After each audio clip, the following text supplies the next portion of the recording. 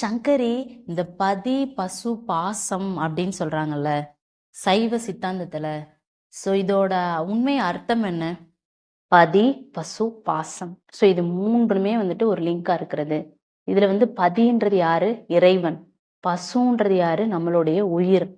பாசம் அப்படின்றதுதான் நாம பண்ணிட்டு இருக்கிற இந்த மலம். ஓ, இந்த பாசத்துக்குள்ளதான் இந்த மும்மலன்களும் வருதா?